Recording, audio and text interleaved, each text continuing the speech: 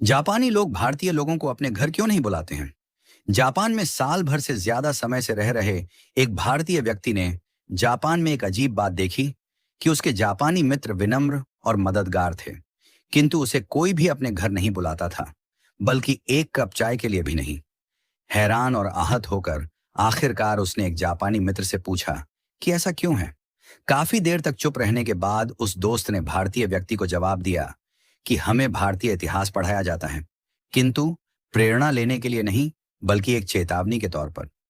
यह सुनकर उस भारतीय व्यक्ति ने हैरान होकर पूछा, क्या चेतावनी? भारतीय इतिहास चेतावनी के तौर पर पढ़ाया जाता है? प्लीज बताओ ऐसा क्यों है। तब जापानी दोस्त ने उससे पूछा कि बताओ कितने अंग्रेजों ने भारत पर राज किया था। तब भारतीय व्यक्ति ने कहा, शायद लगभग 10,000। जापानी व्यक्ति ने गंभीरता से सिर हिलाया और पूछा, उस समय भारत में 30 करोड़ से ज्यादा भारतीय रहते थे, है ना? तो फिर तुम्हारे लोगों पर अत्याचार किसने किया? उन्हें कोड़े मारने, यातना देने और गोली मारने के आदेशों का पालन किसने किया था?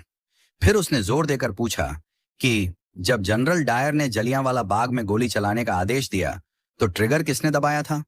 क्या वे अंग्रेज सैनिक थे? नहीं, वे भारतीय थे। किसी ने भी जनरल डायर पर अपनी राइफल क्यों नहीं तानी?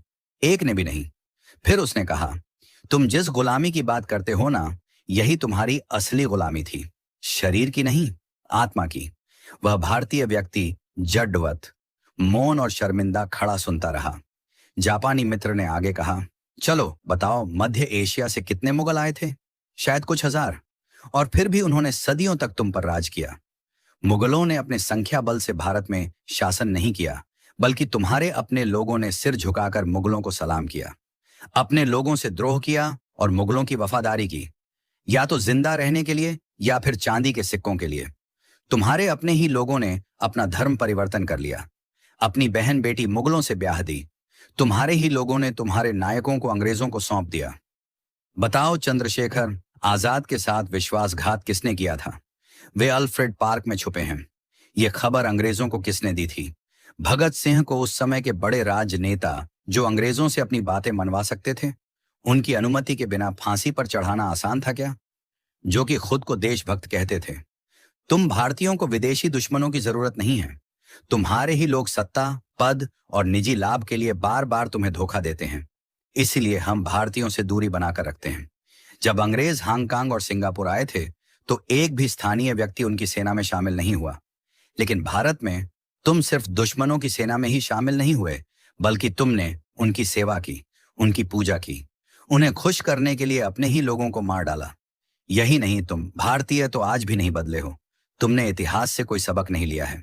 आज भी थोड़ी सी मुफ्त की बिजली, एक बोतल शराब, एक कंबल दे दो और तुम्हारा वोट, तुम्हारा जमीर, तुम्हारी आवाज, सब बिना सोचे समझे तुम बेच देते हो। तुम्हारी वफादारी तुम्हारे देश के साथ नहीं, बल्कि तुम्हारे पेट के साथ है।